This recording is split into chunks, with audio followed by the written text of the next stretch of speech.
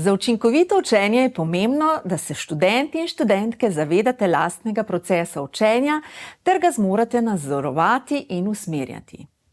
Dobro je, da ozavestite svoje značilnosti in jih uporabljate pri učenju. Uporabljajte primere in analogije za povezovanje novih informacij z nečim, kar je za vas pomembno ali smiselno. Na primer, delovanje srca si lahko predstavljate s pomočjo tega, kar veste o delovanju črpalke. Pomembno je, da med učenjem ostajate aktivni in tako vzdržujete pozornost. Samo prebiranje gradiva najpogosteje odpove ravno zato, ker je preveč pasivno, zato v nadaljevanju predstavljava nekaj smernic, kako ustvariti dobre zapiske.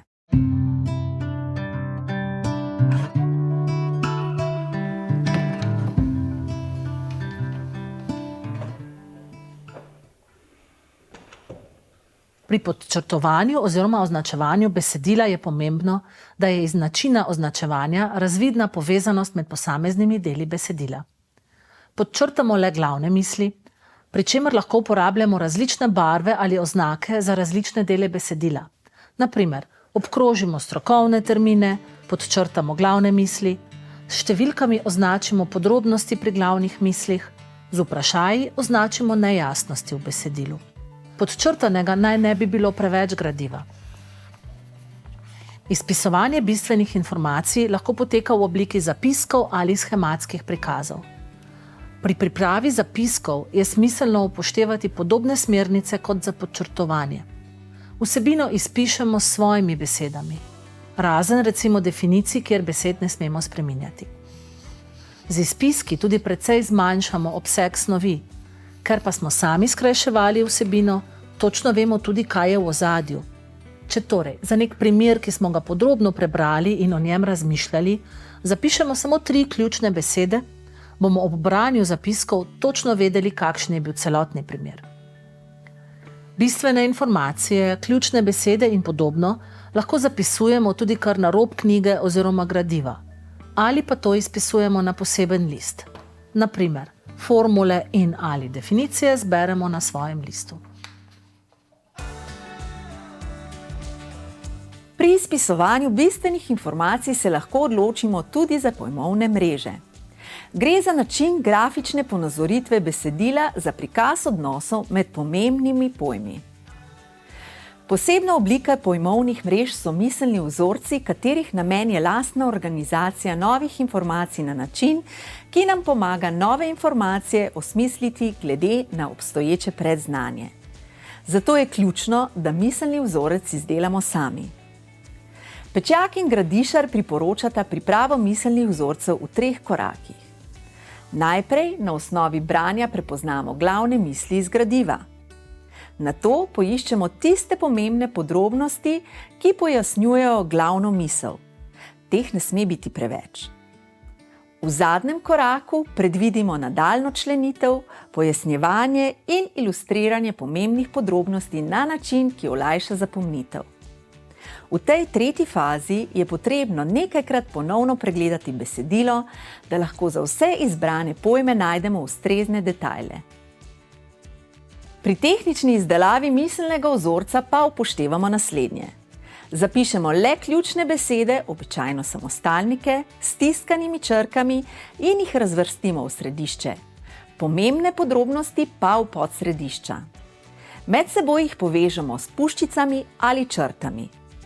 Razločevanje med bolj ali manj pomembnimi informacijami prikažemo recimo z različno velikostjo črt, z različnimi barvami, simboli, slikami.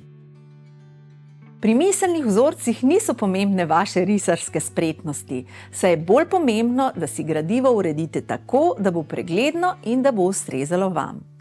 Mnogi miselne vzorce vidijo tudi kot zapiske v sliki.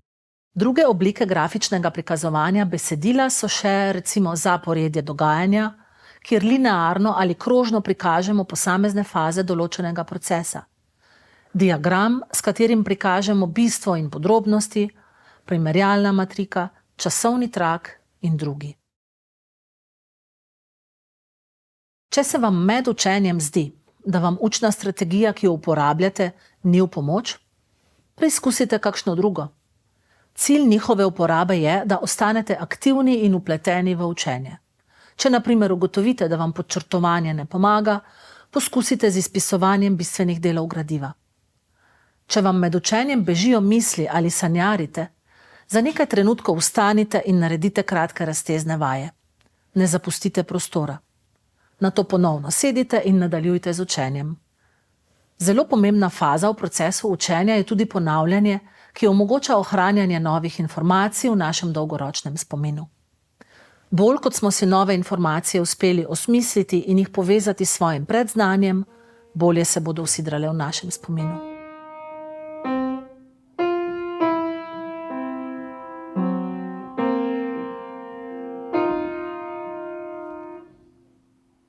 Poleg ponovnega pregleda gradiva ter vzajemnega poučevanja s kolegi je učinkovit način ponavljanja lahko tudi uporaba Paukove strategije.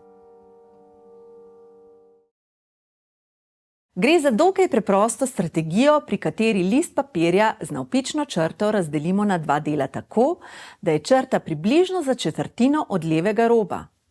Na ta način dobimo dva stolpca, ožjega na levi in širšega na desni. V širši stolpec po načelih učinkovitega izpisovanja naredimo izpiske, vezane na določeno učno vsebino. To je prva faza. Nato v drugi fazi te zapiske ponovno pregledamo, preverimo njihovo ustreznost v izvirnem viru, iz katerega se učimo, ter jih po potrebi popravimo. V tretji fazi na levi rob izpišemo bistvene, ključne besede, vprašanja ali sporočila kot obrobne razlage, ki lahko ob nadaljnjem ponavljanju pomagajo pri priklicu informacij. V zadnji, četrti fazi poskušamo pri ponavljanju na osnovi teh ključnih informacij povzeti učne vsebine.